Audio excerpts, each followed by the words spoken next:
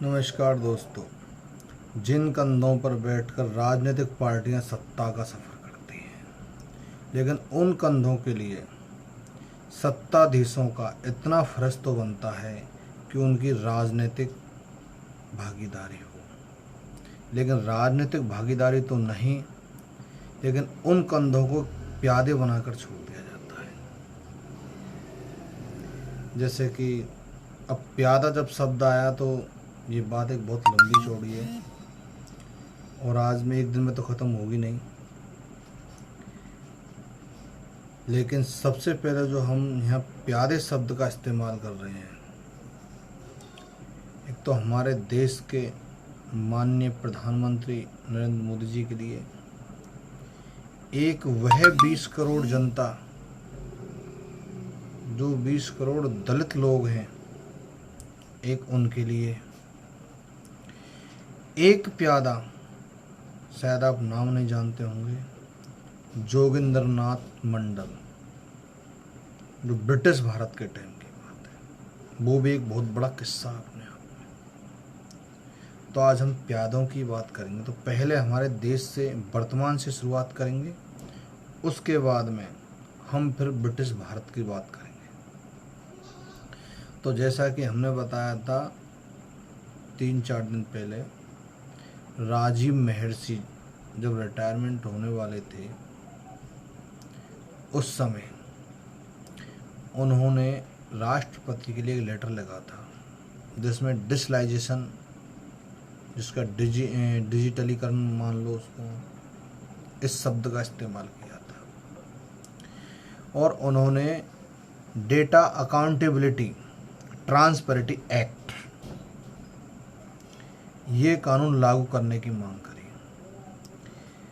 और digitalisation data accountability transparency act के तहत ही नोटबंदी हुई थी, यानी कि सब कुछ ऑनलाइन हो। सब कुछ सफल नहीं हुई। क्यों?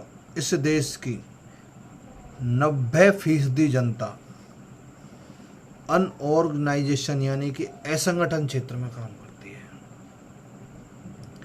अब इस कोरोना महामारी में हमारी भारत सरकार, या तो हमारी भारत सरकार प्यादा बन रही है उस वैश्विक अर्थव्यवस्था के आगे, जो एक लॉन्ग टर्म के जरिए जो ऑनलाइन व्यवस्था अपनाना चाहते हैं भारत में। भारत की राजनीतिक पार्टी बीजेपी, और बीजेपी के सत्ताधारी हैं इस समय प्रधानमंत्री मोदी जी। तो कहीं हमारे प्रधानमंत्री उस वैश्विक अर्थव्यवस्था का आगे प्यादे तो नहीं है।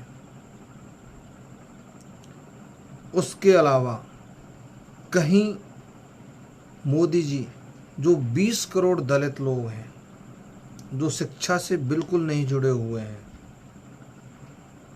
सिग्नेचर कर लें वो बात एक अलग है। आजकल तो 8वीं वाला बच्चा हिंदी भी नहीं पढ़ पाता है,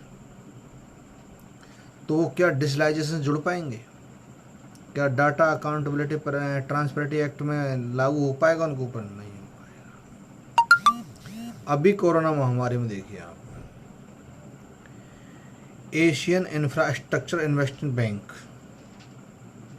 आपने AIIB, India Asian infrastructure investment bank, जो एक चाइना की बैंक है।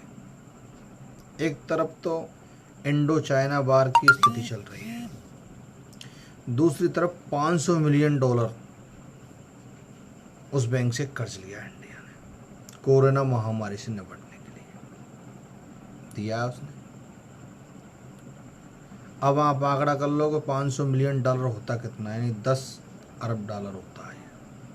अगर रुपए में कन्वर्ट करोगे तो आप 1 मिलियन 10 लाख का होता है, आप कर लो कन्वर्ट।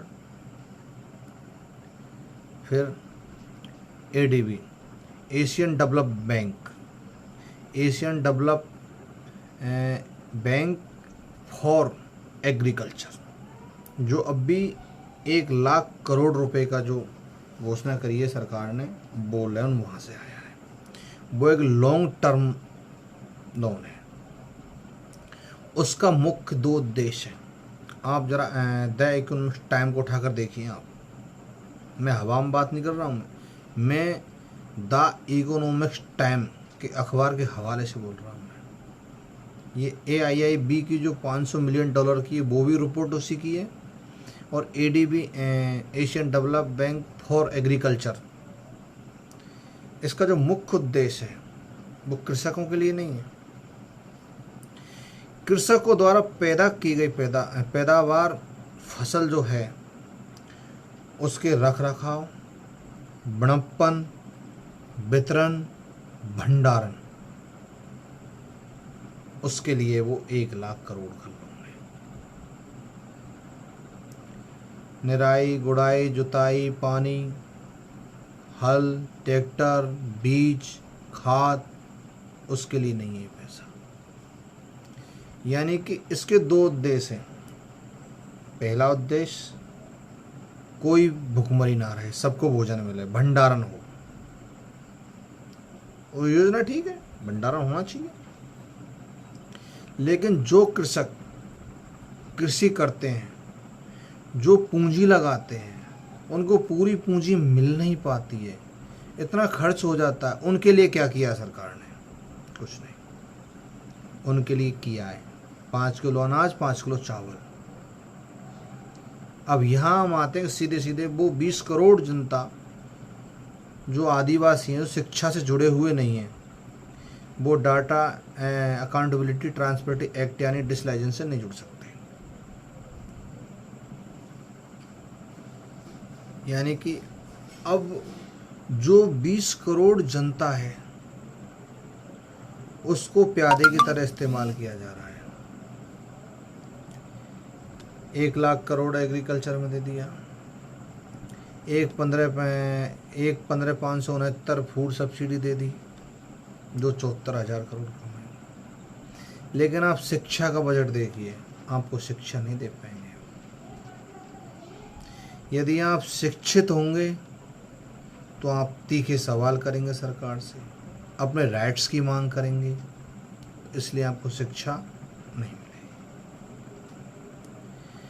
अब चाहे आप प्यादे के तौर पे चंद्रशेखर आज़ाद को देख लीजिए, जिग्नेश मेवाणी को देख लीजिए आप, या फिर प्रकाश अंबेडकर, असदुद्दीन ओवैसी को देख लीजिए आप, या फिर वो जोगेंद्र नाथ मंडल जिसका हम जिक्र कर रहे थे अभी, आप उसको देख लीजिए। ये सब एक दूसरे के प्यादे रहे हैं, और मरा कौन है इसमें?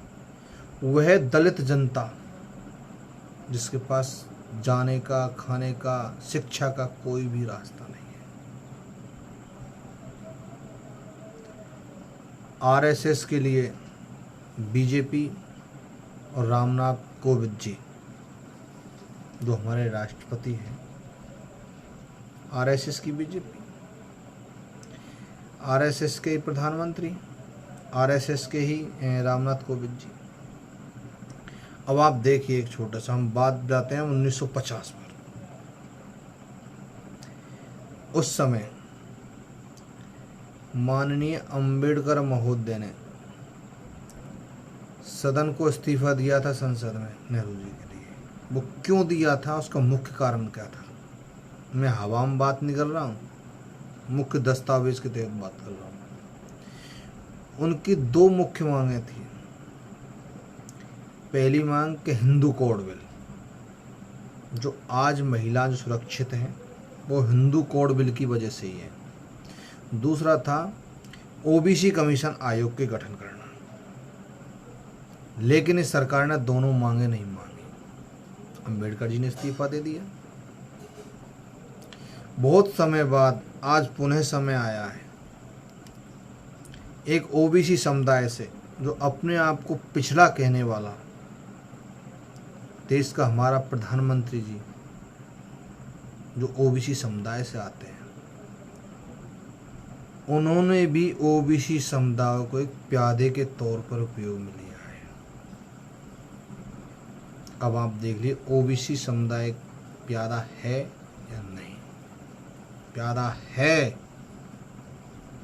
2019 के चुनाव में माननीय प्रधानमंत्री ने ये कहा कि मेरे को पिछड़ा कहा है। भाई पिछड़े हो और पिछड़ों के शुभचिंतक भी हो। लेकिन आपने उन पिछड़ों के लिए किया क्या है? आप यही यूपीएससी एग्ज़ाम को उठाकर देख लीजिए, 98 सीट ओबीसी की गई हैं। क्या किया ओबीसी के लिए? यानी कि ओबीसी को प्यादा बना करके रख दिया है। ये नई बात नहीं है। यही बात आज़ाद भारत से पहले जोगिंदर नाथ मंडल के साथ हुई थी। जो मैंने फर्स्ट लाइन आपको पढ़ी थी वो, कि जिनके कंधे पर बैठकर राजनीतिक पार्टियां सत्ता का सफ़र करती है, लेकिन उन कंधों के लिए सत्ताधीशों को इतना फ़र्ज तो बनता है कि राजनीतिक भागीदारी हो, राजनीतिक भागीदारी तो नहीं पर उन पे प्यादा बना दिया जाता है। जैसे वो 20 लाख जनता, उससे ज़्यादा जनता जो पाकिस्तान गई